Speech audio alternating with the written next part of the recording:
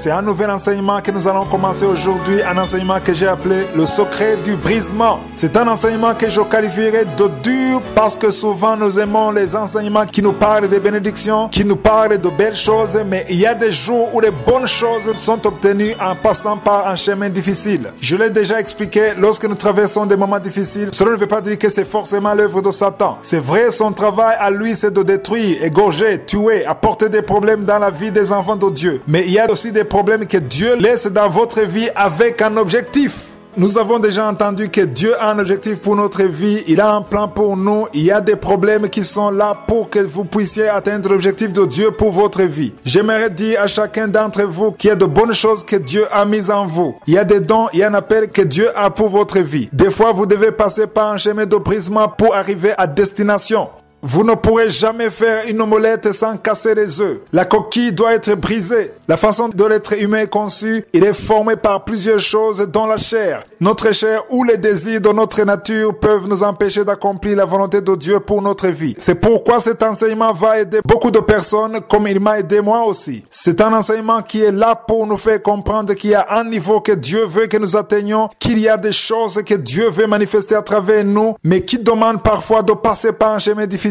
C'est comme quand votre enfant est malade, si vous le conduisez chez le médecin, il peut lui faire une piqûre pour calmer la douleur. C'est vrai, la piqûre fait mal à votre enfant. D'ailleurs, souvent, ils se mettent à pleurer parce qu'ils ne veulent pas la souffrance. Mais même si parfois il faut attacher l'enfant pour que le médecin puisse faire la piqûre, c'est la bonne chose à faire car l'enfant pourra se sentir mieux après et pourra même être guéri. C'est pourquoi il y a des choses que nous traversons dans la vie parce que Dieu a un objectif de nous guérir, de nous faire arriver à un autre niveau. Aujourd'hui, j'aimerais qu'on lise dans 2 Corinthiens 4, versets 16 à 18. Le verset 16 dit « C'est pourquoi nous ne perdons pas courage. Et lors même que notre homme extérieur se détruit, notre homme intérieur se renouvelle de jour en jour. Par là, nous comprenons que tel que nous sommes formés, il y a notre homme intérieur et notre homme extérieur. Il y a deux natures en nous. Il y a des jours où vous pouvez traverser une période difficile à tel point que votre homme extérieur en est affecté. Mais les versets 17 et 18 disent ceci. « Car nos légères afflictions du moment présent produisent pour nous au-delà de toute mesure un poids éternel de gloire parce que nous regardons non point aux choses visibles mais à celles qui sont invisibles car les choses visibles sont passagères et les invisibles sont éternelles. C'est pourquoi en tant que personnes réveillées, nous devons toujours considérer les choses invisibles, les choses relatives à la vie éternelle. Comme nous l'avons entendu, l'homme extérieur peut passer des moments difficiles, mais même si ces moments affectent l'homme extérieur, cela est important. Il y a des problèmes que vous pouvez avoir, que Dieu laisse dans votre vie avec un objectif pour qu'à la fin de tout cela, il puisse vous donner la forme qu'il veut.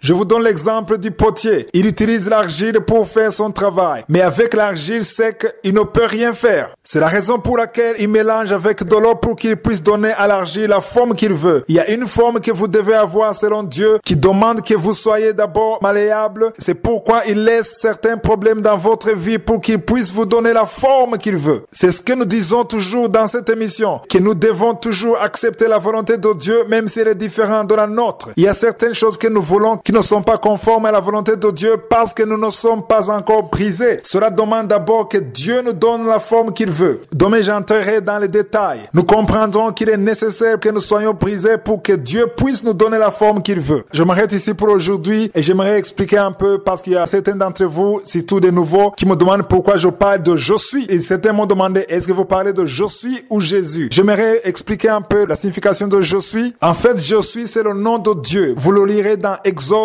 chapitre 3 verset 13 à 14. Quand Dieu a demandé à Moïse d'aller libérer son peuple, Moïse a dit à Dieu ceci: J'irai donc vers les enfants d'Israël, je leur dirai, le Dieu de votre père m'envoie vers vous, mais ils me demanderont quel est son nom. Que leur répondrai-je? C'est la question que Moïse a demandé à Dieu. Au verset 14, Dieu dit à Moïse: Je suis celui qui suis. Et il ajouta: C'est ainsi que tu répondras aux enfants d'Israël. C'est lui qui s'appelle Je suis m'a envoyé vers vous. C'est pour cela que je dis souvent je suis. En fait, c'est le nom de Dieu. Autre chose, certains ne comprennent pas la signification du mot Kangoka. Le mot Kangoka, c'est un mot kirundi qui veut dire réveillez-vous. C'est quand Dieu m'a donné la vision du réveil spirituel. C'est le genre d'enseignement que nous n'entendons pas souvent parce que les gens aiment qu'on leur parle de bénédictions, mais ce que l'on oublie, c'est que les bénédictions que nous désirons doivent emprunter un certain chemin. C'est un chemin obligé pour que nous puissions parvenir à ces bénédictions. Dieu prévoit toujours un certain chemin pour chaque bonne chose. Quand Dieu appela son peuple hors d'Égypte après 4 siècles de d'esclavage, Dieu les a promis de leur donner un bon pays, un pays où coule le lait et le miel. C'est Canaan. Quand ils ont quitté l'Égypte, ils ont traversé la mer Rouge, mais il a fallu qu'ils passent par le désert. Il y a un chemin par lequel ils devaient passer pour parvenir à avoir leur bénédiction promise. C'est pourquoi donc dans tout ce que Dieu vous a promis, que ce soit un travail, l'appel de Dieu, un enfant, peut-être un mari ou une femme, vous devez passer par un certain chemin pour que vous puissiez atteindre les bénédictions de Dieu. Hier, j'étais en train de vous dire que chaque personne a un don. Chaque personne a des richesses en elle. Il y a des choses que Dieu vous a promis, des choses que Dieu veut accomplir dans votre vie, mais il y a un chemin par lequel vous devez passer parce qu'il y a toujours une chose qui vous bloque et vous empêche de vivre les promesses de Dieu. Cette chose, c'est la chair. Quand je parle de la chair, souvent ce sont des désirs de la chair. Il y a notre propre caractère qui nous empêche d'atteindre l'objectif de Dieu pour notre vie. Quand je parle de la chair, certains ne le comprennent pas. C'est pourquoi je veux d'abord l'expliquer. Il y a une différence entre le corps et la chair. C'est vrai, nous avons un corps, mais nous avons également notre propre caractère. La chair est donc formée de l'âme et du corps. L'âme est formée de la volonté, de l'intellect, des émotions, des sentiments. Tout cela forme l'âme. Si vous liez tout cela au corps, vous obtenez la chair. C'est pourquoi la Bible dit dans Galates 5, versets 16 à 17 ceci. Marchez selon l'esprit et vous n'accomplirez pas les désirs de la chair. Car la chair a des désirs contraires à ceux de l'esprit et l'esprit en a de contraires à ceux de la chair. Ils sont opposés entre eux afin que vous ne fassiez point ce que vous voudriez. Hier, j'étais en train de vous parler de 2 Corinthiens 4, versets 16 à 17 qui dit « C'est pourquoi nous ne perdons pas courage. Et lors même que notre homme extérieur se détruit, notre homme intérieur se renouvelle de jour en jour. Car nos légères afflictions du moment présent produisent pour nous au-delà de toute mesure un poids éternel de gloire. Parce que nous regardons non point aux choses visibles, mais à celles qui sont invisibles. Car les choses visibles sont passagères et les invisibles sont éternelles. » Il y a une certaine richesse qui est en vous que Dieu veut d'abord manifester avant d'accomplir ce qu'il vous a promis. Il y a beaucoup de choses que les gens meurent sans avoir accompli parce qu'ils n'ont pas voulu être brisés. J'ai appelé cet enseignement le secret du brisement. Beaucoup de personnes n'atteignent jamais la promesse de Dieu parce qu'ils ne veulent pas être brisés. Chaque fois que vous refusez d'être brisés, chaque fois que les gens refusent de souffrir pour un temps en voulant satisfaire les désirs de la chair, ils ratent l'objectif de Dieu pour leur vie. Dieu a toujours de bons projets pour nous, mais nous devons passer par un certain chemin. Les enfants d'Israël ne pouvaient pas entrer dans Canaan sans passer par le désert. Dans le désert, il n'y a pas de pluie, il n'y a aucune récolte, mais ils devaient passer par là. C'était le chemin obligé. Vous ne pouvez pas atteindre les promesses de Dieu pour votre vie si vous ne passez pas par le chemin que Dieu lui-même a tracé pour vous.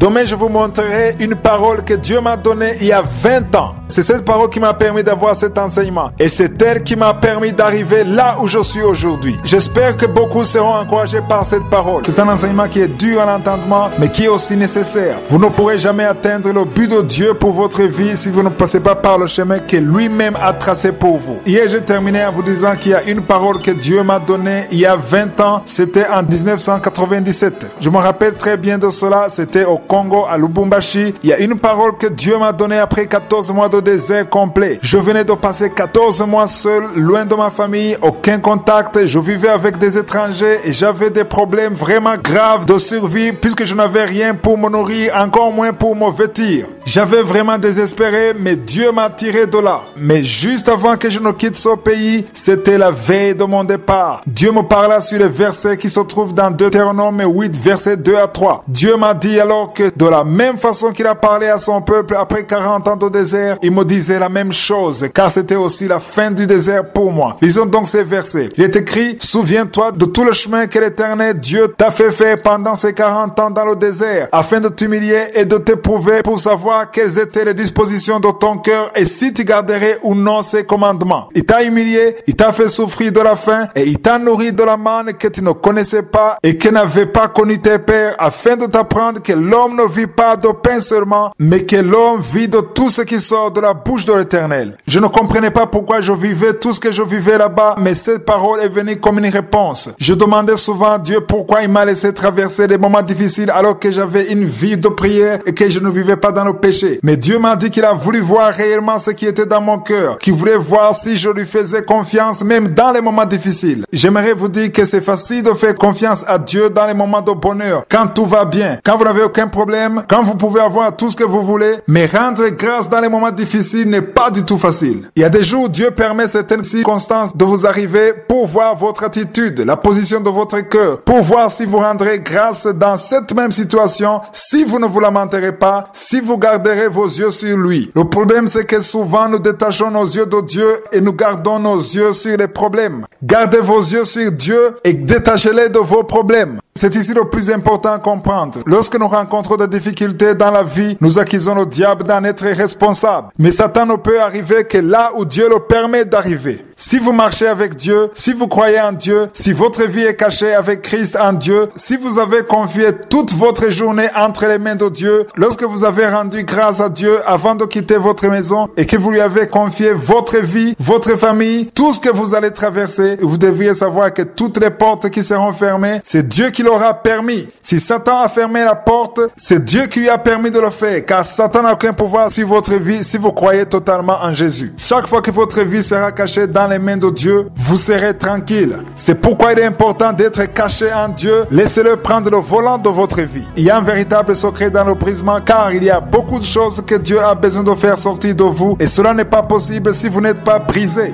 Certains d'entre vous commencent à comprendre qu'il y a un avantage à être brisé. Vous ne pourrez jamais obtenir le jus d'orange avec une orange que vous n'avez pas coupée et pressée. Vous devez presser l'orange pour obtenir le jus. De la même façon, vous avez quelque chose en vous que Dieu veut révéler, et cela demande que votre chair soit brisée. Il y a une chose qui a besoin d'être brisée pour que la richesse qui est en vous se manifeste. Comme nous avons lu cela dans Galates 5:17, où il est dit que les désirs de la chair sont contraires à ceux de l'esprit de Dieu. Souvent, vous remarquez que la volonté de Dieu est différente de notre nature charnelle. Pour que nous puissions arriver à un point où nous pouvons accepter la volonté de Dieu, même si elle est différente de la nôtre, cela demande que notre chair soit crucifiée. C'est pourquoi Paul dit dans Galates 2:20, j'ai été crucifié avec Christ, et si je vis, ce n'est plus moi qui vis, c'est Christ qui vit en moi. Si je vis maintenant dans la chair, je vis dans la foi au Fils de Dieu qui m'a aimé et qui s'est livré lui-même pour moi. Et cela veut dire que vous devez enterrer vos propres désirs. Vous devez les briser. Si vous n'y parvenez pas, il sera difficile pour vous d'appliquer la devise de Kanguka dans votre vie. Nous parlons tous les lundis de la devise de Kanguka. Une partie de la devise dit que nous devons accepter la volonté de Dieu, même si elle est différente de la nôtre. Beaucoup me disent que cela n'est pas facile pour eux. Et pourquoi cela? Parce qu'ils ne sont pas encore brisés. Il y a encore une partie en eux qui est intacte, entière, vivante, qui a besoin de disparaître, de mourir pour que Dieu seul soit manifesté. Je l'ai déjà expliqué hier. Il s'agit d'une parole que Dieu m'a donnée il y a de cela 20 ans. Nous avons lu dans Deutéronome chapitre 8 verset 2 à 3 qui dit: souviens-toi de tout le chemin que l'Éternel ton Dieu t'a fait faire pendant ces 40 années dans le désert, afin de t'humilier et de t'éprouver pour savoir quelles étaient les dispositions de ton cœur et si tu garderais ou non ses commandements. Il t'a humilié et il t'a fait sortir de la faim et il t'a nourri de la manne que tu ne connaissais pas et que n'avaient pas connu tes pères, afin de t'apprendre que l'homme ne vit pas de pain seulement, mais que l'homme vit de tout ce qui sort de la bouche de l'Éternel. Cela veut dire que Dieu lui-même a voulu les humilier. Il y a des circonstances que vous pouvez traverser qui vous humilient et que Dieu seul a permises dans votre vie. Il peut arriver que ce soit une personne qui est au-dessus de vous qui vous humilie. Dieu peut permettre cela dans votre vie durant une certaine période pour voir réellement la position de votre cœur, pour éprouver votre cœur. La première chose qui devrait nous rendre humbles, c'est la parole de Dieu. Mais souvent, quand nous entendons la parole de Dieu, nous disons facilement Amen. Mais c'est rare que nous puissions nous humilier à cause de la parole de Dieu que nous avons entendue. C'est pourquoi Dieu utilise d'autres moyens pour détruire et briser la chair, afin que les désirs de la chair, les désirs passagers soient détruits pour faire ressortir le bien qui est en nous. Vous devez comprendre que Dieu n'a pas l'intention de vous faire traverser des moments difficiles pour toujours, mais Dieu peut permettre que vous viviez des moments difficiles pour vous rendre humble. Le temps que vous passerez dans ces moments dépendra de votre attitude. Je continuerai à expliquer cela même dans les prochaines émissions, mais j'aimerais vous dire que votre attitude déterminera le temps que vous allez passer dans le désert. Vous pouvez y passer plus de temps si par exemple vous vous lamentez constamment. Il sera difficile pour vous d'atteindre les bénédictions de Dieu. Les enfants d'Israël ont quitté l'Égypte pour aller dans Canaan. Les scientifiques disent que compte tenu de la distance qui sépare les deux points, la traversée aurait dû prendre seulement 11 jours. D'autres parlent de 12 jours. Ils sont tous d'accord pour dire qu'ils n'auraient pas pu prendre 2 semaines pour passer de l'Égypte à Canaan. Mais la Bible nous dit qu'ils ont pris 40 ans. Pourquoi 40 ans? À cause de leur attitude. c'était difficile pour eux de s'humilier, d'accepter la direction de Dieu, d'accepter la volonté de Dieu. Ils se lamentaient constamment, ils pensaient tout le temps à l'Égypte qu'ils avaient quittée. C'est pourquoi ils ont passé plusieurs années dans le désert. C'est donc la raison pour laquelle vous pouvez traverser des moments difficiles encore et encore à cause de votre attitude, parce que vous ne pouvez pas rendre grâce à Dieu dans ces mêmes problèmes, parce que vous vous lamentez constamment. C'est vous-même qui faites que vous vous éternisez dans cette situation à cause de votre attitude.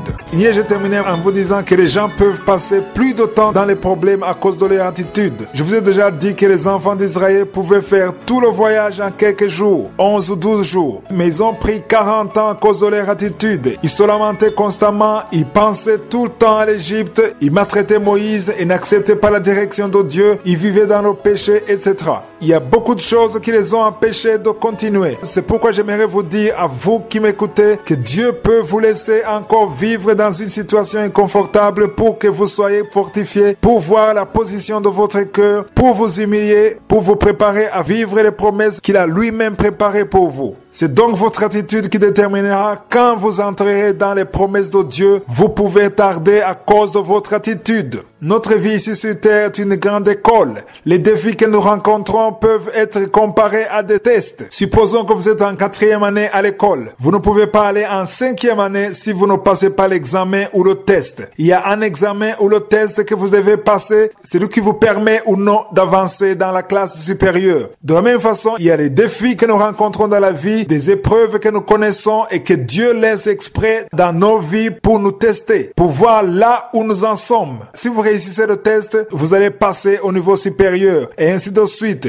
Nous sommes continuellement dans l'école de Dieu. Il y a cependant des gens qui redoublent l'année. Lorsque vous n'avez pas réussi, il est normal que vous recommenciez l'année, ce qui fait que vous pouvez refaire l'année encore et encore sans jamais pouvoir avancer. C'est le genre de personnes qui ont fait de leur vie une véritable source de lamentation. Ils se lamentent constamment, ils ne considèrent que la malchance, la malédiction, le diable, les démons, ils ne voient que cela dans leur vie. Ils ont détaché leurs yeux de Dieu et les ont mis sur tout ce qui est visible. Mais je vous ai déjà dit que nous ne pouvons pas garder nos yeux sur les choses visibles car les choses visibles sont passagères. Nous l'avons lu dans 2 Corinthiens 4, 18. C'était lundi passé. Nous avons lu que les choses visibles sont passagères. Nous devons garder nos yeux sur les choses invisibles. Les promesses de Dieu font partie de cela. Vous qui êtes en train de m'écouter, vous devez savoir que vos soucis peuvent être dus au fait que vous êtes dans l'école de Dieu. Peut-être que c'est Dieu qui veut vous briser pour faire ressortir les bonnes choses qu'il a gardées en vous. C'est comme quand le médecin vous fait une piqûre ou vous donne un médicament. Cela peut être désagréable, mais le but c'est de vous guérir. C'est la raison pour laquelle vous devez accepter de traverser de tels moments et c'est votre attitude qui déterminera le temps que vous passerez dans cette situation. Si vous connaissez de sérieux problèmes dans votre vie, si tout est bloqué, complètement fermé, si vous êtes désespéré et que vous commencez même à le raconter à tout le monde en leur disant que personne ne vous aide, que vous êtes pauvre et malheureux, tout cela ne va pas vous faire sortir de votre situation. Plutôt ces mots vont faire que vous resterez davantage dans cette situation. Cela montre que vous n'êtes pas encore brisé. Une personne brisée rend grâce à Dieu dans tout ce qu'elle vit. Elle garde ses yeux sur Dieu et sur les choses invisibles plutôt que les visibles. Les gens se lamentent à cause de ce qu'ils voient, les choses visibles. Ils se comparent aux autres. Ils ne font que constater les faits parce que c'est ce qu'ils voient. Mais il est facile de remarquer une personne réveillée. Elle garde ses yeux sur les choses invisibles et non pas les choses visibles. Parce que les choses visibles sont d'abord invisibles avant d'être visibles. Commencez donc à rendre grâce à Dieu pour ce que vous ne voyez pas. Même si vous ne voyez aucun signe physique qui montre réellement que vous avez conçu, même s'il n'y a aucun homme qui est venu vers vous pour vous demander un mariage, rendez grâce à Dieu parce qu'il ne ment pas. Le temps venu, il vous exaucera. Dites-lui que vous gardez vos yeux sur lui, que vous croyez en lui, même si vous êtes encore à l'hôpital, même si vous avez encore mal. Dites à Dieu que vous croyez dans votre cœur qu'il peut vous guérir. Rendez grâce à Dieu pour votre guérison, pour votre délivrance, pour son secours dans vos situations les plus désespérées.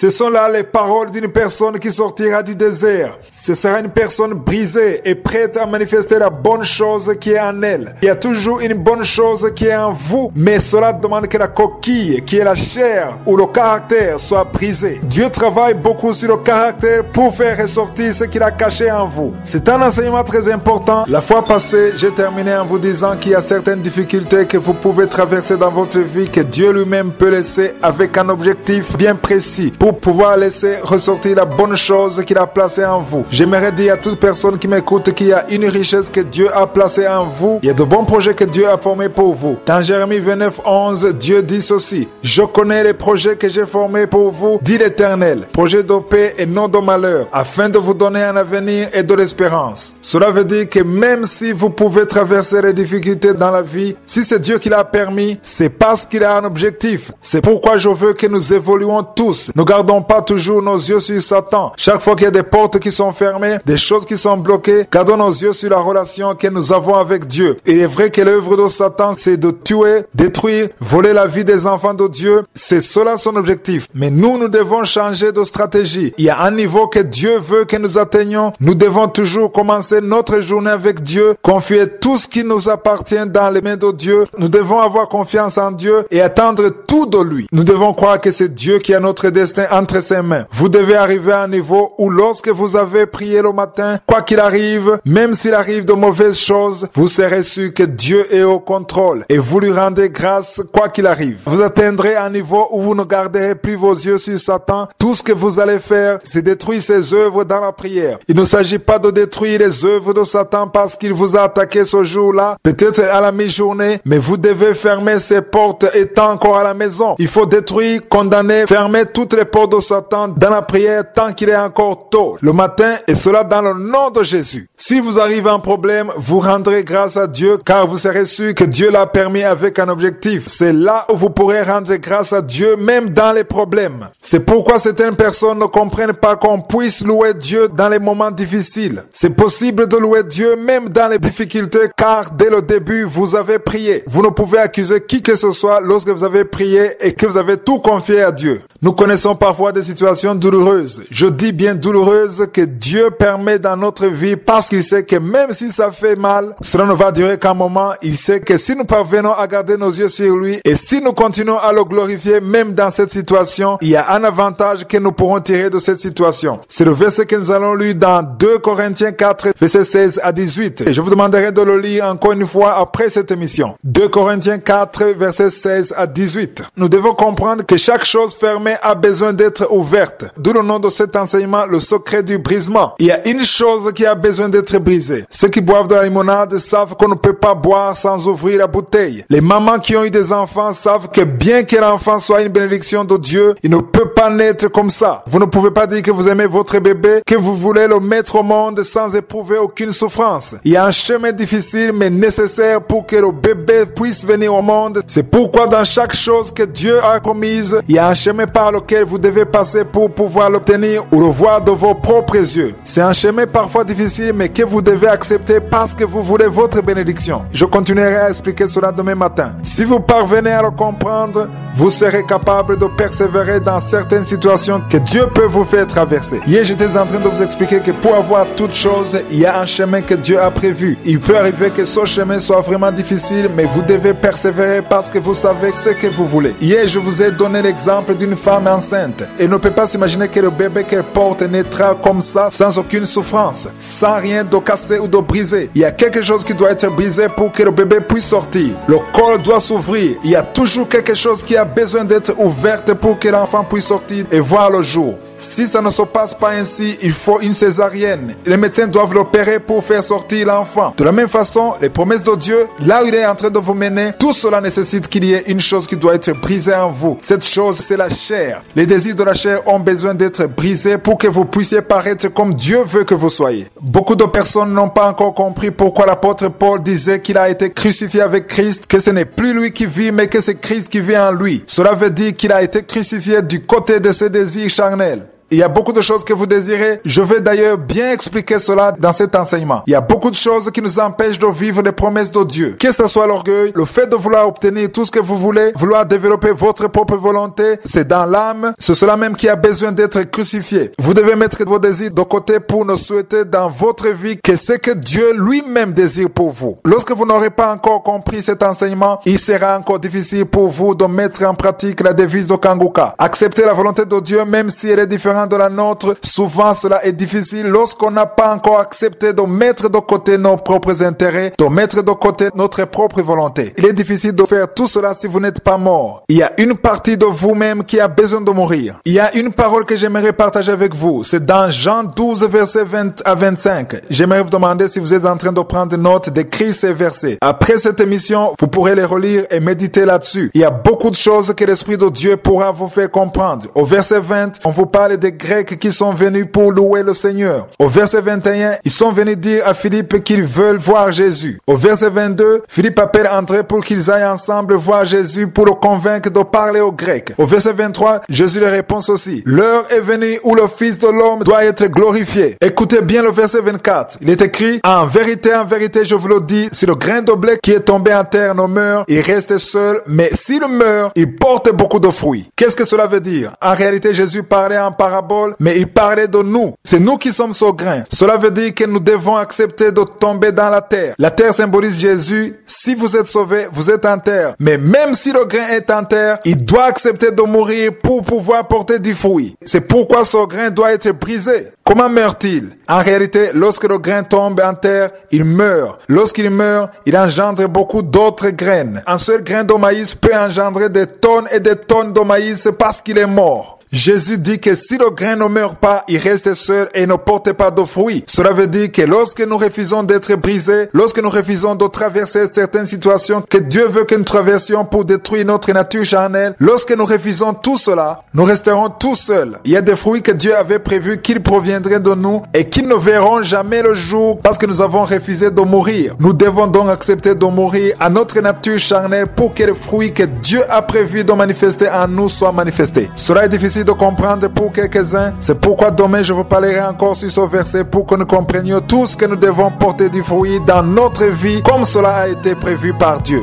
Hier j'étais en train de parler sur Jean 12 verset 20 à 24. Je vous parlais de ce qu'a dit Jésus quand il disait que le grain de blé s'il tombe en terre et s'il ne meurt point ne peut porter du fruit. Ce grain n'est autre chose que vous-même. Si vous n'acceptez pas de mourir, si vous n'acceptez pas d'être brisé, si vous n'acceptez pas que Dieu vous fasse traverser certaines tempêtes pour détruire votre nature charnelle, il y a certains fruits qui ne seront jamais manifestés dans votre vie. Il y a beaucoup de promesses de Dieu que vous ne connaîtrez jamais. Il y a des dons de Dieu qui ne seront jamais manifestés en vous. Vous devez suivre un chemin particulier pour être brisé, mais le but n'est pas d'être complètement anéanti, mais plutôt la vie sera manifestée en vous. Il y a beaucoup de choses qui seront mises à découvert parce que vous avez accepté de passer par le chemin que Dieu a tracé pour vous. La semaine passée, je vous ai parlé des épreuves que j'ai traversées quand j'étais au Congo. Il y a de cela 20 ans. Il y a des moments difficiles que j'ai vécu à tel point que je me posais plein de questions sur moi-même et sur Dieu. Ma vie d'enfance avait été sans souci matériel. Je n'avais aucune difficulté avant. Je vivais dans un quartier tranquille. Je n'avais jamais eu de problème de survie. Mais il a fallu que Dieu me tire de mon confort habituel pour me briser mon caractère. Il y a des choses qu'il voulait faire sortir de moi car je vous assure que si je n'avais pas vécu ce que j'ai vécu là-bas, si je n'avais pas traversé ce désert, je ne serais pas la personne que je suis aujourd'hui. Il n'y aurait même pas eu de Kangoka. Je ne serais pas en train d'annoncer la bonne nouvelle comme je le fais. Il n'y aurait aucun témoignage. Mais pour que cela ait eu lieu, il a fallu que je passe par des circonstances où j'avais l'impression d'être complètement abandonné. Il y a un endroit où Dieu peut vous amener où vous vous sentez seul et abandonné, mais en réalité, il ne vous a pas abandonné. Si vous avez une vie de prière, si vous ne vivez pas dans le péché, si vous croyez en Dieu et que malgré cela, toutes les portes semblent fermées, ne perdez pas courage, ne désespérez pas. Nous avons lu la semaine passée dans 2 Corinthiens 4:16. Le verset commence en disant, c'est pourquoi nous ne perdons pas courage. Ne perdez pas courage. Dieu est à l'œuvre. Lorsqu'il aura terminé, vous quitterez ce désert, vous serez encore plus fort, plus résistant. Quand on met l'or dans le feu, il ne se détériore pas. Au contraire, il brille encore plus. De la même façon, il y a des problèmes que vous pouvez traverser et qui vous feront briller encore plus. Il y a une autre gloire que Dieu a besoin de révéler en vous, mais cela demande que vous traversiez certaines circonstances. C'est comme quand on doit presser l'orange pour faire ressortir le jus qui est à l'intérieur. Ne soyez plus désespérés, ne vous lamentez plus, mais dites à Dieu que vous voulez qu'il vous aide à persévérer, à tenir bon. Rendez grâce car lorsque vous quitterez cette situation, vous serez une autre personne. Rendez grâce parce qu'il y a une raison pour laquelle il vous laisse traverser tout cela. Il y a des prières qui témoignent réellement que vous êtes une personne réveillée parce que celui qui ne comprend pas dira à Dieu qu'il l'a abandonné. Moi-même, j'ai fait ce genre de prière. Pendant une longue période, je demandais à Dieu pourquoi il m'avait abandonné, pourquoi il m'avait tourné tourné le dos. Dieu ne vous a pas tourné le dos, il est avec vous. C'est simplement qu'il est en train de vous transformer, de vous préparer. Il y a des choses qu'il peut briser en vous. S'il ne fait pas cela, alors il y a des œuvres qu'il ne pourra jamais réaliser en vous. J'aimerais donc vous encourager. Ne soyez plus découragés, ne soyez plus comme ce grain dont Jésus parle qui veut tomber en terre sans mourir. Ne dites plus que vous voulez vivre dans le confort. Jésus a dit dans Jean 12, verset 24 ceci. En vérité, je vous le dis, si le grain de blé qui est tombé en terre ne meurt, il reste seul. Mais s'il meurt, il porte beaucoup de fruits. Si vous voulez porter beaucoup de fruits, si vous voulez être une bénédiction pour plusieurs, si vous voulez que Dieu manifeste les dons qu'il a cachés en vous, cela nécessite que vous acceptiez de mourir, que vous acceptiez d'être brisé, de vous humilier, que Dieu vous fasse vivre des circonstances que lui-même a choisies pour vous afin qu'il manifeste la vie qu'il a mise en vous. Je vous assure que cela n'est pas du tout plaisant et ce n'est pas du tout facile, mais c'est nécessaire parce que vous savez ce que vous voulez. Quand une mère accepte de souffrir à l'accouchement, c'est parce qu'elle sait ce qu'elle veut. Et c'est que quand l'enfant sera là, elle sera contente. Vous aussi, quand vous quitterez cette situation, vous serez content. L'essentiel est de connaître le secret du brisement. Un enseignement que j'ai appelé le secret du brisement. Pourquoi est-ce que je parle de secret? Parce que c'est une chose que beaucoup de personnes ne connaissent pas. Il n'y a personne qui souhaite avoir des problèmes dans sa vie. Moi-même qui vous parle, je n'ai jamais souhaité avoir des problèmes, des portes fermées, endurer des souffrances. Personne ne souhaite cela. Mais il y a des souffrances que vous pouvez accepter parce que vous savez ce que vous voulez. Je donne toujours un exemple d'une mère. Elle souffre à l'accouchement, mais accepte ses souffrances parce qu'elle sait ce qu'elle va obtenir après. C'est pourquoi il vous sera plus facile de persévérer dans les moments difficiles parce que vous savez que Dieu a pour vous de bons projets. Beaucoup de personnes ne comprennent pas Romains 8, 28 qui dit que toute chose concourt au bien de ceux qui aiment Dieu. Cela veut dire que lorsque vous priez, lorsque vous avez confié votre journée à Dieu, votre vie à Dieu, lorsque tout ce qui vous appartient est entre les mains de Dieu, même si les choses ne se passent pas comme vous le voulez, vous êtes confiant en Dieu parce que vous êtes sûr que Dieu est à l'œuvre dans votre vie. Dans toutes les difficultés que vous êtes en train de traverser, j'aimerais que vous sachiez qu'il y a une chose que Dieu est en train de fabriquer, de transformer en vous. Nous sommes dans une usine de Dieu. Il y a une chose que Dieu est en train de préparer en vous. De la même façon qu'on fait passer l'or à travers le feu, vous pouvez passer à travers des moments difficiles pour vous transformer. Comme je l'ai déjà dit, c'est votre attitude qui déterminera le temps que vous allez passer dans cette situation. Il n'y a rien que vous pouvez obtenir sans brisement. Hier, nous avons lu dans Jean 12, versets 20 à 24. Jésus dit au verset 24 ceci. En vérité,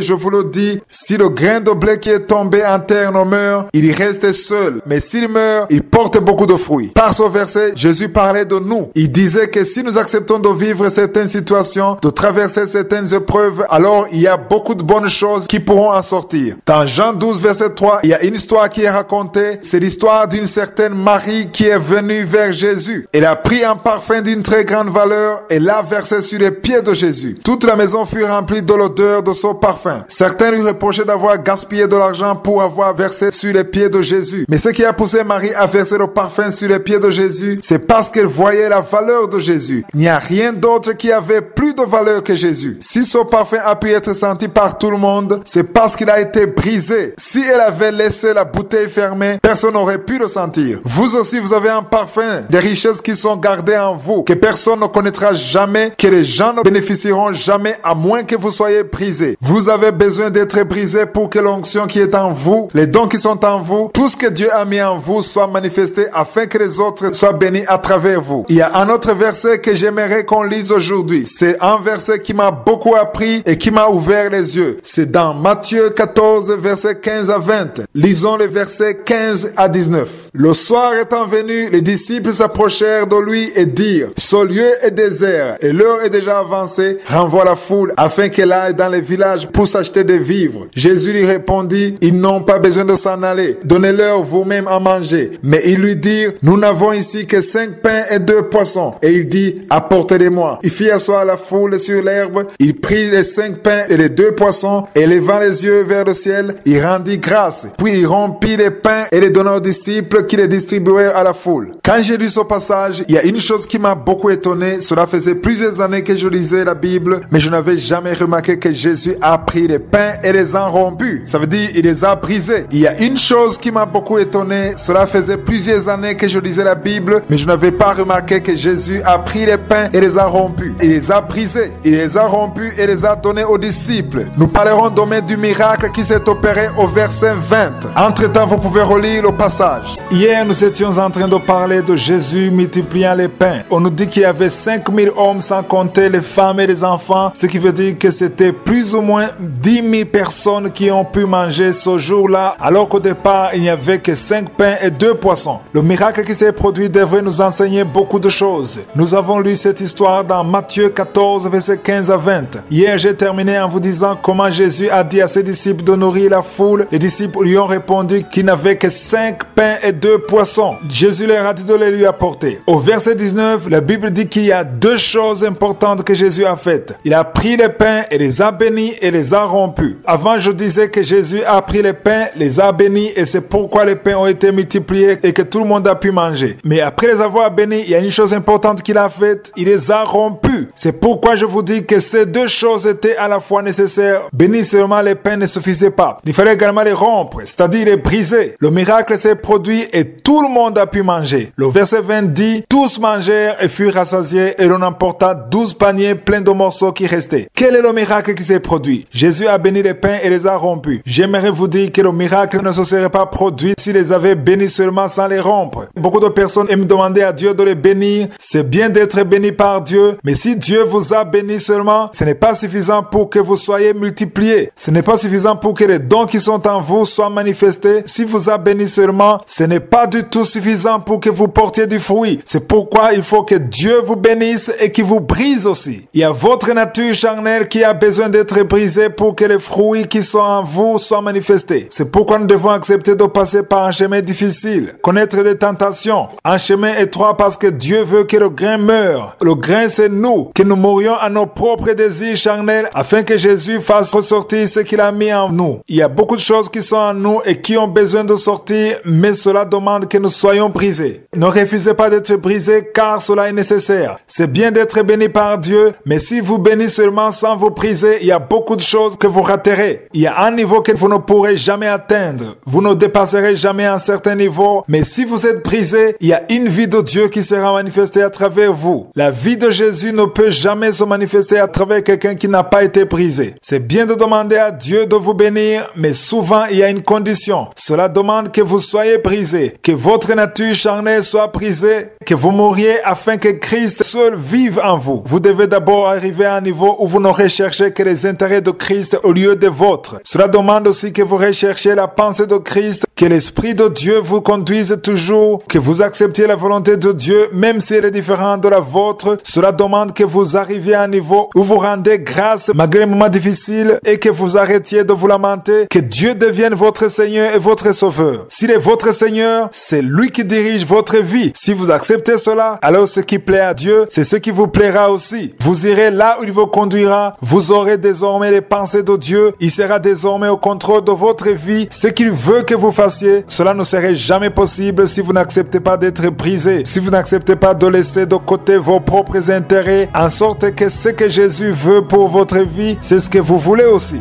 Nous continuerons cet enseignement la semaine prochaine. Il y a d'autres secrets relatifs au brisement que nous apprendrons parce que si nous n'acceptons pas d'être brisés, nous raterons beaucoup de choses. Un enseignement que j'ai appelé le secret du brisement. Il sera long car je sens qu'il y a quelque chose que l'Esprit de Dieu veut nous enseigner. Beaucoup de chrétiens suivent de mauvais enseignements, des enseignements qui leur disent que les choses doivent se passer comme ils veulent. C'est pourquoi il est difficile pour eux d'accepter la volonté de Dieu. Nous avons toujours des choses que nous voulons et souvent nous voulons que ces choses se passent comme nous voulons, sauf qu'il y a un chemin que Dieu a préparé pour nous afin que nous puissions vivre sa volonté pour notre vie. Je ne vais pas rappeler tout ce qu'on a vu, mais vous pouvez retrouver les précédentes parties sur christducommandant.org ou sur SoundCloud. Vous verrez l'enseignement que j'ai commencé le 17 juillet 2017. Si vous allez sur SoundCloud, ce sera facile de chercher où c'est écrit playlist. Vous allez chercher le titre, le secret du brisement. Nous avons déjà lu dans 2 Corinthiens 4, versets 16 à 18. C'est là où nous comprenons réellement que nous ne devons pas nous étonner lorsque nous passons par des moments difficiles. Ces versets parlent de l'homme intérieur et de l'homme extérieur. Vous qui êtes en train de m'écouter, en vous il y a la personne intérieure et la personne extérieure. Le verset 16 dit, c'est pourquoi nous ne perdons pas courage. Et lors même que notre homme extérieur se détruit, notre homme intérieur intérieur se renouvelle de jour en jour. Le verset 17 nous dit que les difficultés que nous pouvons traverser ne sont que pour un bout de temps. Le verset 18 dit « Un poids éternel de gloire parce que nous regardons non point aux choses visibles, mais à celles qui sont invisibles, car les choses visibles sont passagères et les invisibles sont éternelles. » Cela veut dire que Dieu a toujours un plan pour nous. Il y a des circonstances que nous pouvons traverser parce qu'il a un objectif pour notre vie. Aujourd'hui, j'aimerais clarifier certaines choses. Il y a une nouvelle doctrine qui dit que lorsque vous êtes un enfant de Dieu, lorsque Dieu vous connaît, vous ne pouvez pas tomber malade. J'aimerais clarifier un peu. Cette doctrine dit que vous ne pouvez pas tomber malade parce que Jésus s'est chargé de tout à la croix, qu'il a porté nos infirmités et nos maladies. La parole de Dieu ne dit pas que Jésus a été crucifié pour que nous tombions pas malades, mais il a été crucifié pour que nous soyons guéris. À travers ses meurtrissures, ceux qui croient en lui reçoivent la guérison. Il y en a même qui sont arrivés à un point où s'ils tombent malades, ils n'acceptent pas qu'ils sont malades. Ou bien s'ils voient une personne malade, ils l'accusent d'avoir péché ou d'avoir une certaine faiblesse. Dans toute la Bible, nous voyons des serviteurs de Dieu qui ont vécu des moments difficiles où ils ont connu la maladie. Commençons par l'apôtre Paul qui a écrit une grande partie du Nouveau Testament. Il a prié pour les malades et ils ont été guéris. Il a même ressuscité un mort. Mais lorsque vous lisez dans Galates 4, verset 13, il dit « Vous ne m'avez fait aucun tort. Vous savez que ce fut à cause d'une infirmité de la chair que je vous ai pour la première fois annoncé l'évangile. » Paul lui-même, rempli de l'Esprit de Dieu, a connu la maladie. Si vous lisez dans Philippiens 2, versets 25 à 30, vous verrez que Paul parle d'Épaphrodite. Épaphrodite était malade, il a été même près de la mort. Mais ils ont prié pour lui, Dieu a eu pitié de lui, il a été guéri, c'était un serviteur de Dieu. Tout ceci nous montre qu'une personne vêtue de la chair et de sang peut tomber malade. La parole de Dieu nous dit que la chair et le sang n'hériteront pas le royaume de Dieu, mais il arrivera un jour où nos corps seront délivrés. Jésus a délivré nos âmes, mais notre corps n'a pas encore été délivré. Nous serons délivrés et nous serons revêtus d'un corps incorruptible. Cela veut dire qu'il n'aura aucun défaut, aucune maladie. Seulement, le corps que nous portons aujourd'hui peut tomber malade. Jésus a été crucifié, il a été battu pour que celui qui croit en lui reçoive la guérison. Comme nous venons de le lire, Dieu s'est servi de la maladie pour que Paul puisse aller en Galatie. Dans Jean chapitre 11, nous voyons que Dieu s'est servi de la maladie de Lazare pour se glorifier. Si vous lisez dans Jean 9, verset 1 à 3, on nous parle d'une personne qui était née aveugle. Jésus dit qu'il n'a commis aucun péché, mais il est devenu aveugle afin que les œuvres de Dieu soient manifestées à travers lui.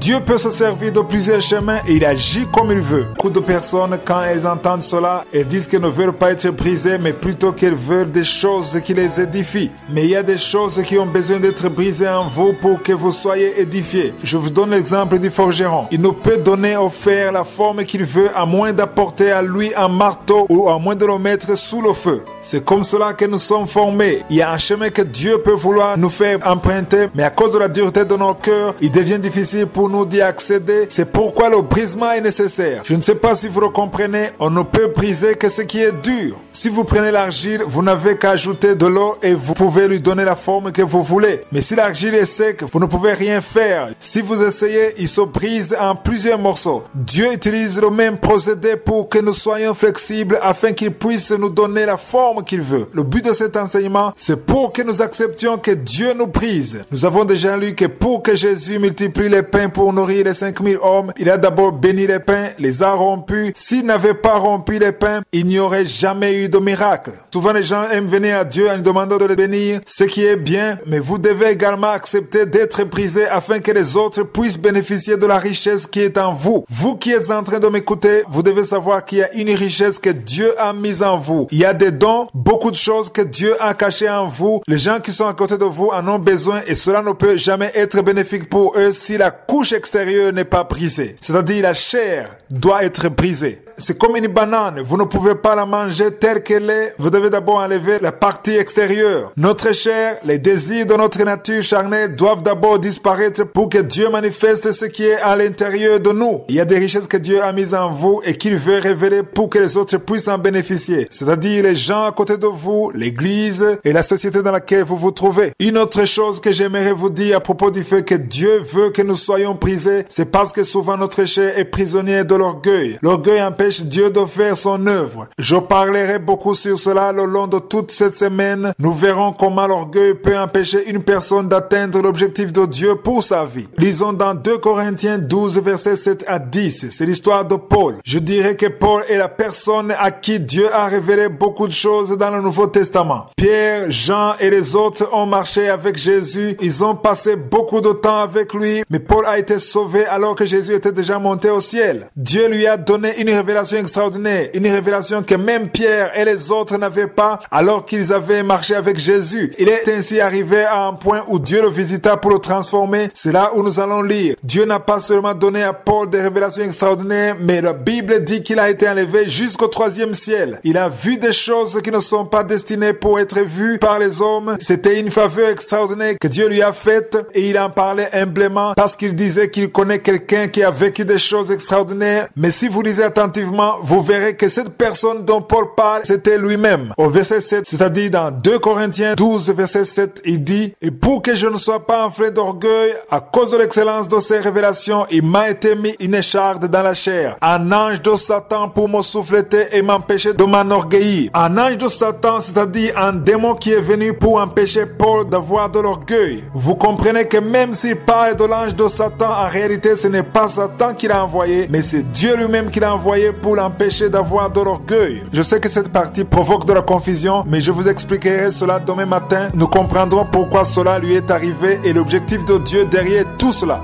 Hier, j'étais en train d'expliquer les choses qui sont difficiles à la compréhension de quelques-uns. Je disais que Dieu a accordé une faveur spéciale à Paul. Il a vu le 3e ciel. Il lui a donné beaucoup de révélations. Il a été, à cause de cela, victime de l'orgueil. J'aimerais vous dire que lorsque Dieu vous donne la force, la puissance, la richesse, l'intelligence, souvent Satan essaiera d'apporter en vous l'orgueil. Une personne orgueilleuse l'est souvent parce qu'elle a quelque chose de plus que les autres. Lorsque vous commencerez à remarquer que vous n'êtes pas comme les autres, que vous ne faites que des exploits dans votre vie, que beaucoup de personnes vous admirent, souvent il naît en vous un sentiment d'orgueil. Cet orgueil était dans le cœur de Paul et Dieu a envoyé vers lui une écharde. Nous l'avons lu dans 2 Corinthiens 12, verset 7. C'est Paul lui-même qui en parle. Il dit « Et pour que je ne sois pas enflé d'orgueil, à cause de l'excellence de ces révélations, il m'a été mis une écharde dans la chair, un ange de Satan pour me souffleter et m'empêcher de m'enorgueillir. » Quand il parle de l'ange de Satan, en réalité, il veut parler d'un démon. Il dit qu'il est venu l'empêcher de s'enorgueillir. C'est ce que nous avons déjà dit. Il y a des soucis que vous pouvez connaître pour briser quelque chose qui est en vous, quelque chose qui pourrait vous pousser à l'orgueil. Paul avait été visité par l'orgueil, ce qui a fait que l'ange de Satan lui a été envoyé. C'est lui-même qui en parle au verset 7. Toute personne qui croit en Dieu, quand elle rencontre des difficultés, elle prie. C'est ce que Paul a fait au verset 7. Il dit « 3 fois j'ai prié le Seigneur de l'éloigner de moi. » Au verset 9, Dieu lui a répondu. Qu'est-ce qu'il a dit? Il a dit « Ma grâce te suffit car ma puissance s'accomplit dans la faiblesse. » La puissance de Dieu s'accomplit dans la faiblesse. Laissez-moi d'abord expliquer cela. Quand on parle de la faiblesse, il y a beaucoup de gens qui pensent au péché ou à la faiblesse liée à l'alcoolisme, l'adultère, en sorte qu'ils disent que la puissance de Dieu s'accomplit dans cela. Mais la Bible ne veut pas parler de son genre de faiblesse. La Bible ne parle pas de péché. La Bible veut dire qu'il y a des choses que vous ne pouvez pas accomplir à moins d'avoir la grâce de Dieu. Quand vous dites que vous ne pouvez pas y arriver seul, c'est là même que la puissance de Dieu va se manifester. Dieu aime se manifester dans des situations où vous ne pouvez rien faire, où vous n'êtes pas capable. Ainsi, lorsque tout sera accompli, vous donnerez gloire à Dieu et à Dieu seul. Beaucoup de personnes qui vivent le miracle de Dieu sont ceux qui reconnaissent, qui ont déjà compris que sans Dieu ils ne peuvent rien faire, même s'ils ont l'argent. Vous pouvez dire à Dieu que sans lui rien n'est impossible. Dieu veut toujours être glorifié en tout. C'est pourquoi ce verset est très important. Il a dit « Ma puissance s'accomplit dans la faiblesse ». Il y a beaucoup de choses que Dieu ne fait pas dans votre vie parce que vous ne vous servez que de votre propre force. Vous voulez montrer que vous êtes capable. Vous ne donnez aucune place à Dieu, mais Dieu veut plutôt que vous lui laissiez la place, qui vous permette d'y arriver. C'est ce que Dieu a dit à Paul. Il a dit « Ma grâce te suffit car ma puissance s'accomplit dans la faiblesse ». Quand Paul a compris, il a ensuite dit ceci. C'est la suite du verset 9. Il a dit « Je me glorifierai donc bien plus volontiers de mes faiblesses afin que la puissance puissance de Christ repose sur moi. Sachez que pour que Christ soit manifesté dans votre vie, vous ne devez plus vous glorifier dans votre force, vos connaissances, vos dons, mais glorifiez-vous dans votre faiblesse. Dites-lui que vous n'avez rien si vous n'avez pas Dieu à vos côtés, si vous n'avez pas Christ dans votre vie. Dites que vous ne pouvez rien faire sans Christ. Pour que Jésus soit manifesté, il faut que vous soyez humble, que vous lui laissiez la place afin que lui seul se manifeste, afin que lorsque ce que vous voulez s'accomplira, vous puissiez glorifier Dieu et Dieu seul. Bien sûr, les gens ne verront que vous, ils vous estimeront, vous jetteront des fleurs, ils vous diront beaucoup de choses, mais si vous êtes une personne brisée, vous donnerez gloire à Christ.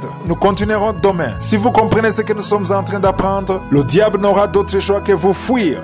Hier, nous étions en train de lire dans 2 Corinthiens 12, quand Paul a compris que le châle qui lui a été envoyé hier était pour le briser, afin qu'il soit humble, pour ne plus être enflé d'orgueil, parce que Dieu lui avait donné beaucoup de révélations. Il y a beaucoup de choses que Dieu lui avait confiées qui pouvaient le pousser à l'orgueil. Nous avons lu au verset 9 ceci. « Ma grâce te suffit, car ma puissance s'accomplit dans la faiblesse. Je me glorifierai donc bien plus volontiers de mes faiblesses, afin que la puissance de Christ repose sur moi. » Je disais qu'il y a beaucoup de choses que Dieu n'accomplit pas dans votre vie parce que vous vous servez de votre propre force, parce que vous pensez que vous êtes capable sans Dieu. Je ne suis pas en train de dire que vous ne devez pas vous servir de ce que Dieu vous a donné. Servez-vous de la force que Dieu vous a donnée, servez-vous de votre intelligence, de votre argent, de vos amis, mais dites toujours que même si vous vous servez de cela, c'est par la grâce de Dieu. Et même si vous avez de l'intelligence ou beaucoup d'argent, recherchez toujours à honorer Dieu dans ce que vous faites. Dieu veut juste un cœur brisé, un cœur qui est capable de reconnaître que tout ce qu'il fait, c'est grâce à Dieu. C'est cette faiblesse dont Paul parle. Au verset 10, il continue en disant, « C'est pourquoi je me plais dans les faiblesses, dans les outrages, dans les calamités, dans les persécutions, dans les détresses, pour Christ, car quand je suis faible, c'est alors que je suis fort. » J'aimerais dire à ceux qui ne le savaient pas que chaque fois que vous serez insulté, calomnié, non à cause du mal que vous avez fait, que ce soit le mensonge ou autre méfait, mais à cause de Christ, vous êtes bénis. Il y a des gens qui vous persécuteront parce que vous avez accepté d'être sauvés, parce que vous avez cru à la parole de Dieu, parce que vous lisez la parole de Dieu, parce que vous refusez de vous lier au monde, parce que vous êtes en train d'annoncer la bonne nouvelle. S'ils vous persécutent à cause de cela, vous devriez être content, comme le dit Paul. Pourquoi cela? Parce que Jésus lui-même dit dans Matthieu 5, verset 10 ceci. « Heureux ceux qui sont persécutés pour la justice, c'est parce que le royaume de Dieu est à eux. » C'est pourquoi je vous dis que chaque fois que vous serez persécuté à cause de votre salut, de votre justice, de la parole de Dieu, vous êtes bénis. Quand les gens vous maudissent, ils vous bénissent. Chaque fois que les gens m'insultent à cause de la parole de Dieu, à cause de cette émission Kangoka, chaque fois je le considère comme une bénédiction parce que cette œuvre ne m'appartient pas. C'est donc une bénédiction quand on m'insulte à cause de cette œuvre. La parole de Dieu dit que chaque fois que vous serez persécuté à cause de Christ, vous êtes bénis. Soyez donc dans la joie. C'est ce que Paul dit et il ajoute en disant, quand je suis faible, c'est alors que je suis fort. Frères et sœurs, tout le monde a besoin d'avoir de la force. Vous avez besoin de manifester ce qui est en vous. Mais la parole de Dieu vient de nous dire que si nous voulons être forts, nous devons d'abord être faibles. Si vous n'êtes pas avec Christ, vous ne pouvez rien faire. Si vous arrivez à ce stade, vous lui aurez ouvert la porte pour qu'il puisse manifester sa puissance. Il y a beaucoup de problèmes que vous n'avez pas encore résolus dans votre vie parce que vous n'avez pas accepté de tout lâcher pour laisser Christ se manifester dans votre vie. Christ a besoin d'avoir de la place parce que souvent nous nous mettons à travers son chemin en nous servant de notre intelligence, de notre force, des gens qui sont autour de nous. Le jour où vous serez fatigué de vous battre pour vous en sortir, c'est là où Christ viendra vers vous pour vous aider. Demandez-lui donc de vous aider. S'il s'agit d'avoir de la sagesse, demandez-le lui. Il peut vous donner de la sagesse. S'il s'agit d'une nouvelle stratégie, parlez-lui, ouvrez vos cœurs. Mais acceptez que lui seul prenne le volant, qu'il se manifeste. Tout ce qu'il veut, c'est que vous soyez brisés. Que votre honneur cède la place à l'honneur de Dieu, ainsi vous verrez la délivrance de l'Éternel. Nous continuerons cet enseignement demain. Il y a beaucoup de choses que nous n'avons pas encore vues et surtout nous verrons que l'humilité est une arme que Satan craint beaucoup. Hier, j'étais en train de vous parler de la puissance de Dieu qui sont manifestées quand vous avez accepté de vous humilier. Je disais également qu'il y a des difficultés que vous pouvez traverser sans pouvoir vous en sortir parce que vous vous servez de votre propre force. Vous ne donnez pas assez de place à Dieu. Vous vous sentez capable. C'est vrai, il y a certaines choses que vous allez essayer avec succès et d'autres qu'il faudra attendre le secours de Dieu. Lorsque vous n'avez pas pas encore compris cela, Dieu peut permettre certaines circonstances dans votre vie, des circonstances qui vous brisent, qui brisent votre caractère, votre nature charnelle, afin que vous soyez humble pour laisser Dieu œuvrer dans votre vie. Dieu a besoin que vous lui cédiez la place.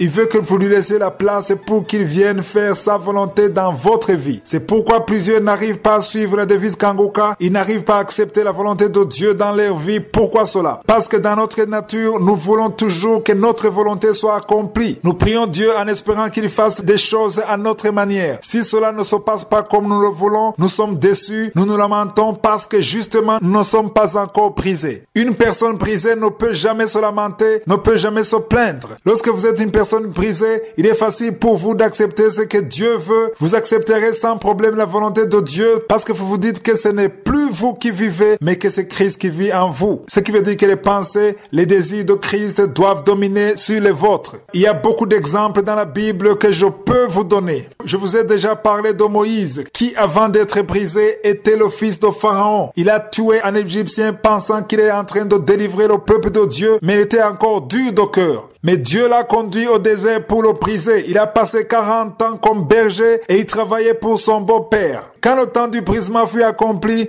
Dieu l'appela et Moïse avait 80 ans. De la même façon, il y a beaucoup de choses venant de Dieu que vous n'accepterez jamais parce que vous n'êtes pas encore brisé. Il est important que vous arriviez à un point où vous êtes assez humble, un point où Dieu n'aura pas besoin d'utiliser d'autres moyens, des moyens forts, le feu ou le marteau pour que vous soyez malléable. Lorsque vous êtes déjà malléable, c'est-à-dire flexible, Dieu n'a pas besoin de vous faire passer par le feu. C'est pourquoi nous sommes appelés à nous humilier devant Dieu. Il y a un roi qui a régné sur Israël. Il s'appelait Saül. Dieu lui a donné la royauté, mais il était arrivé à un point où il était orgueilleux. Alors Dieu lui a envoyé le prophète Samuel. Il y a une parole que Samuel lui a dite qui m'a beaucoup touché. C'est dans 1 Samuel 15, verset 7. Samuel a dit, « Lorsque tu étais petit à tes yeux, n'étais-tu pas devenu le chef des tribus d'Israël? Et l'Éternel ne t'a-t-il pas oint pour que tu sois le roi d'Israël? » Qu'est-ce que cela veut dire? Cela veut dire que Saül était arrivé à un point où il était très orgueilleux. Il ne faisait plus la volonté de Dieu, ne suivait plus la parole de Dieu. Et Dieu lui a enlevé la royauté pour la donner à David. C'est pourquoi le prophète Samuel lui a dit ceci. « Lorsque tu étais petit à tes yeux, n'étais-tu pas le chef des tribus d'Israël? » Vous qui êtes en train de m'écouter, comment vous voyez-vous? Il y a des gens qui veulent vous impressionner en vous demandant si vous les connaissez bien. Ils sont devenus tellement orgueilleux à cause des études qu'ils ont faites, de l'onction qu'ils ont reçue, de la connaissance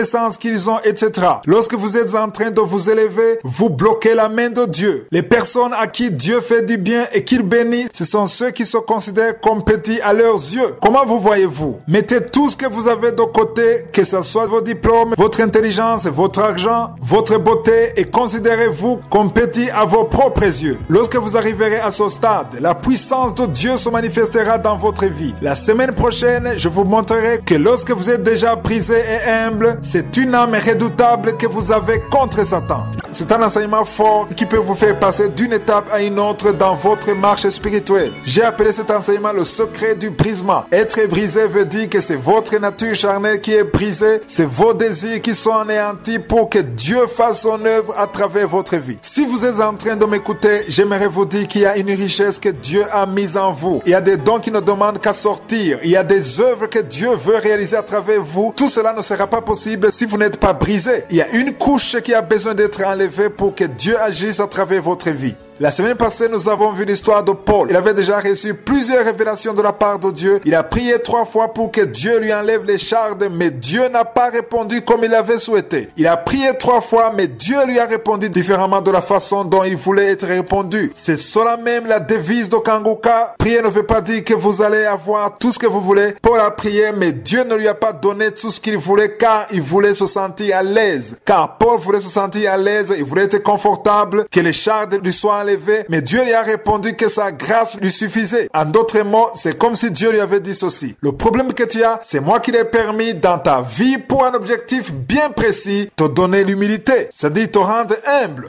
Paul a compris cela et au lieu de se lamenter, au lieu de se plaindre, il a commencé à louer Dieu. Même si cela n'est pas écrit, j'imagine qu'après avoir reçu cette humilité, l'échad a dû disparaître dans sa vie. Et il y a des difficultés que nous connaissons dans nos vies et a pour un seul objectif de nous humilier. Lorsque cela est fait, alors ces difficultés disparaissent. Dieu ne veut pas que nous soyons toujours dans l'affliction, mais nous pouvons connaître l'affliction pour un certain temps, comme nous l'avons déjà lu dans 2 Corinthiens 4, versets 16 à 18. Ces afflictions sont là pour que l'homme extérieur souffre, mais l'homme intérieur est par contre fortifié par les épreuves. J'aimerais aussi ajouter que tout dépend de la vitesse à laquelle vous apprenez. Les problèmes que vous connaissez sont peut-être dus au fait que Dieu est en train de vous former. Aussi longtemps que vous vous lamentez dans cette situation, vous ne pourrez pas en sortir. Il y a des gens qui ne quittent jamais leur situation à cause de leur comportement. C'est votre attitude qui déterminera le temps que vous allez passer dans ces problèmes. Si vous ne faites que vous lamenter, si vous ne cessez pas de demander à Dieu pourquoi ce qui vous arrive n'arrive qu'à vous seul et pas aux autres, vous vous rendrez compte à la fin que c'est vous-même qui êtes en train de bloquer la bénédiction de Dieu. Agissez comme Paul et comprenez que tout cela n'aurait jamais pu arriver si Dieu ne l'avait pas voulu. Si c'est Dieu qui l'a voulu, alors commencez à rendre grâce pour votre faiblesse, pour les portes qui sont toutes fermées, pour tout ce qui n'a pas pu marcher et dites à Dieu que vous lui rendez grâce car tout ce que vous souhaitez, c'est que sa volonté s'accomplisse dans votre vie, que les portes qui ne viennent pas de Dieu soient toutes fermées. Dites à Dieu que vous lui rendez grâce car il a un plan pour votre vie. Même si l'homme extérieur souffre, l'homme intérieur est en train d'être fortifié. Il y a un plan de Dieu derrière tout cela et dites-lui que tout ce qu'il fait à votre égard est bon, car tout concourt au bien de ceux qui aiment Dieu. Si vous commencez à prier ainsi, vous serez en train de fortifier l'homme intérieur, l'homme extérieur sera brisé et vous serez en train d'ouvrir la porte à Dieu pour qu'il fasse sa volonté dans votre vie. Nous devons comprendre une chose très importante. C'est ce que la Bible dit dans Proverbe 16, verset 18. L'arrogance précède la ruine et l'orgueil précède la chute. Lorsque vous verrez une personne qui commence à avoir de l'orgueil, qui veut tout le temps se mettre au-dessus des autres, sachez qu'elle est sur le point de connaître la ruine. C'est pour cela que vous devez prier pour cette personne car elle est sur un chemin dangereux. Une personne brisée ne peut jamais donner la place à l'orgueil. Nous sommes en train de lutter contre l'orgueil car l'objectif du brisement c'est de devenir une personne humble afin que Dieu accomplisse son plan dans notre vie. Hier j'ai terminé vous montrant que la parole nous dit que lorsqu'une personne commence à avoir de l'orgueil, elle est sur un chemin dangereux, elle est sur le point de tomber, elle est sur le point de chuter. Il y en a même qui sont déjà tombés mais qui ne le savent pas encore parce que le cœur est rempli d'orgueil. S'il y a une chose que Dieu n'aime pas, c'est l'orgueil.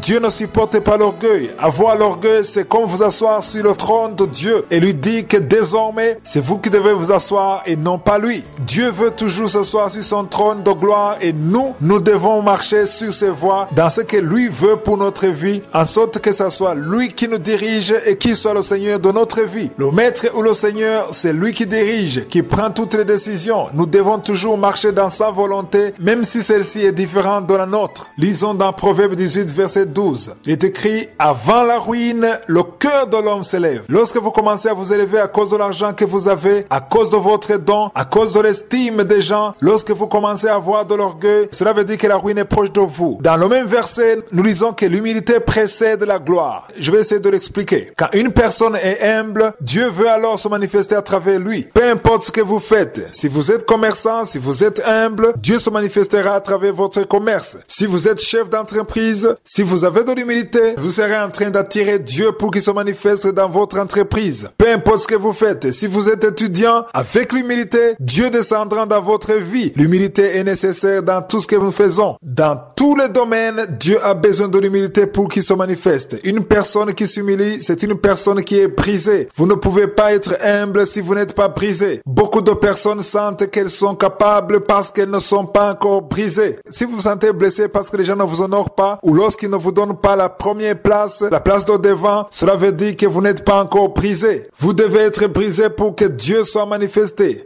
Si les gens ne vous donnent pas la première place, si les gens ne vous honorent pas, vous ne devez pas être blessé parce que c'est Dieu seul qui sait ce que vous êtes. J'aimerais parler un peu sur le fait de considérer ce que les autres pensent de vous. Les gens sont malheureux à cause de l'opinion des autres, l'opinion publique. Si nous lisons dans Luc 10, 20, nous voyons les disciples qui viennent vers Jésus. Ils étaient très contents parce que les démons les obéissaient. Mais Jésus leur a dit ceci. Cependant, ne vous réjouissez pas de ce que les esprits vous sont soumis, mais réjouissez-vous rappelez-vous de ce que vos noms sont écrits dans les cieux. Qu'est-ce que cela veut dire? Cela veut dire que les disciples ne devraient pas se contenter du rapport terrestre, mais qui devaient être plutôt contents du rapport céleste. Frères et sœurs, j'aimerais que toute personne réveillée dans cette émission ne se contente plus des choses que les gens racontent sur elle. Ne soyez plus satisfaits parce que les gens disent beaucoup de bien sur vous. Les gens peuvent vous jeter des fleurs, dire du bien de vous. Ils peuvent raconter tout le bien que vous avez fait. Si les gens parlent du bien ou même du mal de vous, posez-vous toujours cette question. Qu'en pense le ciel? Quel est le rapport du ciel? C'est la question que je me pose toujours.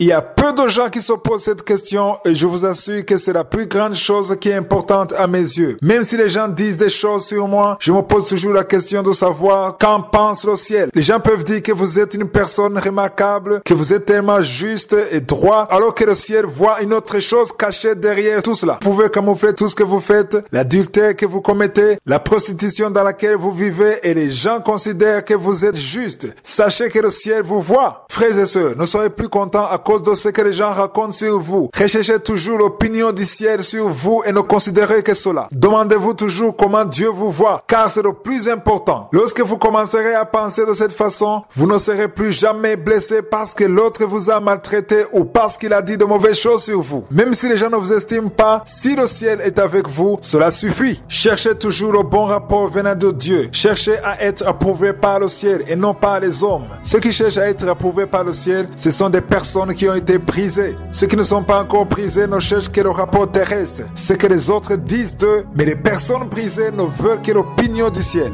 Quel est le rapport du ciel sur vous?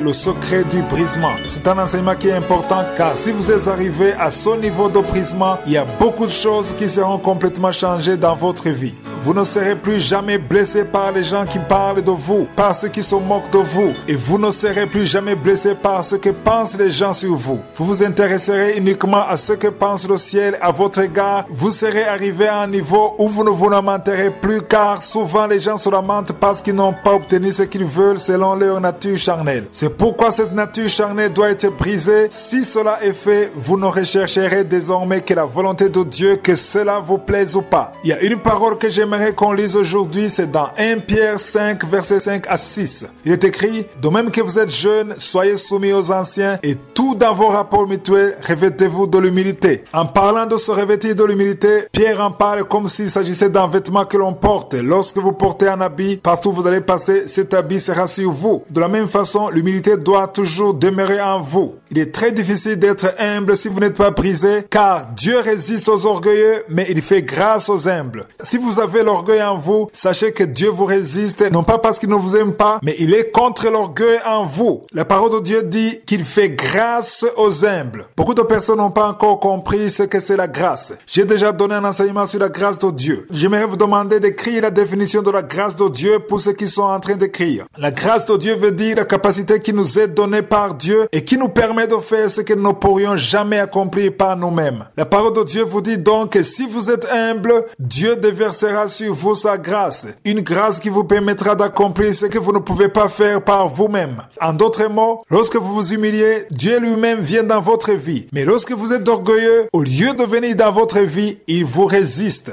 Frères et sœurs, c'est malheureux d'être résisté par Dieu. Satan lui-même combat contre vous tous les jours. Chaque fois que Satan vous fait la guerre, vous avez toujours la possibilité de fuir vers Dieu. Mais si Satan vous résiste et que Dieu vous résiste, où est-ce que vous allez fuir? C'est pourquoi vous devez choisir de vous humilier pour que vous ayez un endroit où vous enfouir lorsque Satan vous attaque. Le verset 6 continue en disant, humiliez-vous donc sous la puissante main de Dieu. Il y a une main de Dieu qui est toujours là pour vous aider. Cela demande que vous vous humiliez sous cette main. Les gens qui ont l'orgueil marchent au-dessus de cette main, mais la parole de Dieu nous demande de nous humilier sous cette main puissante de Dieu. Et le passage continue en disant, afin qu'il vous élève au temps convenable. Le temps convenable, c'est Dieu seul qui le connaît. Il sait quand il vous tirera de votre situation, il sait quand il vous donnera cet enfant pour lequel vous avez tant prié, il sait quand il vous donnera ce travail, il le fera au temps convenable. Tout ce qu'il vous demande, c'est de vous humilier sous sa main et il vous élèvera au temps convenable. Nous continuerons demain.